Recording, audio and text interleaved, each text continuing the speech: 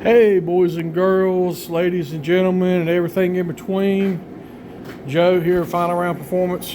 I'm back again. Oh man, we had a cold streak here in Virginia, and it was rough. Try to do an update. I'm gonna unlock the rotisserie here. Do a quick update where we're at on Chevelle. Guys, I had a buddy of mine come help me last week. Come set the door on real quick and get it quick lined up, finish welded the quarter panel.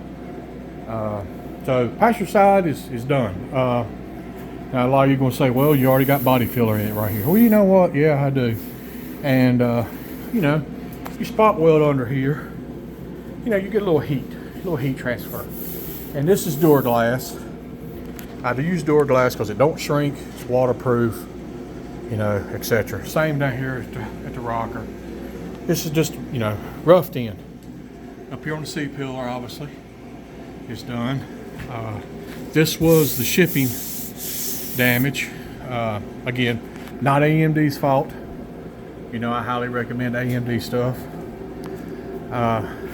Put the filler panel in and got it welded up. Now, you guys, a lot of people, when they do panel replacements, I've seen a lot of people weld this up, and you can do it. You can dress it down and make it smooth. It'll be fine. It'll work. But factory, this was about this gap, and it was filled full of seam sealer. Smoothed out. Now it's a vinyl top car, so the chrome, I'm going to put a stripe right here. The chrome lays about right here, so you only have inch and a quarter section here that you'll see. But I did when I put the quarter in, make sure to fill all this right here in, welded up, metal finished. Keep for any water leaking in there. And of course, I'll put some seam seal in the corner. Seam seal goes here, all that stuff. So yeah, here's the passenger side.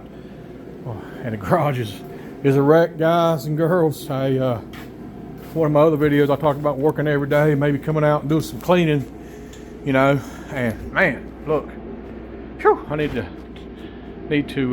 take my own advice, I guess, but I like working in chaos, I guess. I don't know. Anyway, here's the driver's side. Back to what I said on the other side. Just cut the quarter panel off, get it the hell out of the way. Impact, red tool impact with drill bit. Go in, find your spot welds, drill them a little bit, wire it. Don't drill all the way through. Just get it in, wire it. Pop it right off, air chisel. Spin this around a little bit. Here we go. So, this got tweaked a little bit getting it off, but I'll hammer dolly it back straight. Trunk extensions are good shape. Same thing. I'll clean all that and go in and coat it, bed liner and everything. I didn't take a picture or video of it, but under this filler panel here was some surface rust, and I have this stuff here that I've had for years and years, and I can't even tell you where I got it from, but this is it's an awesome rust converter. Just brush it in, drizzle it on a little bit, brush it. I mean, it don't take hardly nothing to do that. And one thing I like about that is when you brush it on and it dries, it turns purple, a real bright purple, which shows you that, well, number one, it's dry, and number two, that it's actually adhered to the surface rust. So anyway, I got this half welded, self tappers. I use self tappers, not Clecos, and I pop this loose when I slide the other quarter in. I got to in and out of wheel tubs again, yay. And on this side, I don't know if you can see, guys, but man, you know, got quite a bit of rust there in the trunk pan, and daggone it, you know, just gonna have to put a section in. Didn't want to, but I've already ordered a AMD this side trunk section. I'll put it in, metal finish it down, and weld it up. Oh, also I wanted to show this. If you're restoring a Chevelle and 68s and 9s weren't so bad because the tail light came up and it was a bigger tail light, but 70 to 72s, you got this.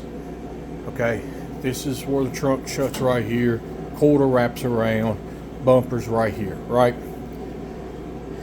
And you always have this rust. I don't care how good a shape the car is. If it ain't been fixed or addressed, you will have this rust. And let's talk about why. Here it is. Right here. From the factory, this quarter wrapped over the trunk brace here. And yeah, look at this. That's not Bondo. That is factory seam sealer. So they wrapped this up, obviously no paint in here, nothing, right? And seam sealed the crap out of it. And what it do? It collected moisture like no tomorrow. Now, I'll show you over on this side here real quick. What I do is I go in and I cut this lip off. Okay. Yeah, this little section of quarter is supposed to be welded to it. Okay, so be it, whatever. Right. I cut this off. Look how rusted it is anyway. You're not going to be able to salvage it. Just cut it off. Okay. And let me show you over here. You know, this side here is done. Well, not done, but it's on. So what I'll do is I'll go in. It's kind of hard to see, but there's a little gap right here where I cut that section out. Okay, real small gap. What I do, I go on the inside and lay a piece of metal across there, spot weld it, boop, boop, boop, boop, and then same on the brace, and the spot weld it there. So basically, go back to this side where you can see the inside of it. So basically, this is cut out, right? This is your quarter.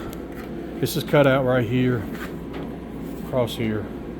This is your quarter that lays up underneath of it. I go in, lay a piece of metal, cut it out, lay it flat, and from the bottom side on the quarter, I put 5 or 6 spot welds across it, and then same on the good metal part right here. Spray it down with bed liner and let it dry for 24 hours, and then I do go back and I do seam seal this. Noise, water, you know, all of this gets re-seam sealed by a case of TranStar seam sealer and a bag of acid brushes and a little bit of paint thinner or reducer, whatever, and yeah, seam seal away. Spend a whole weekend putting seam sealer back in the car. Also, let me show you this right here. I bought a Bowyer stripper, one of those drum strippers, and I just did a review on it, so it'll be on my channel as well. There you go. Quick look at that. $149. Comes with 3 drums. Comes with a stripping drum, a medium drum for metal prep, and a real fine drum for metal prep. And this is literally 2 minutes, maybe 3. Let's say 3 minutes. Now it's stained, okay, and I want to show you here.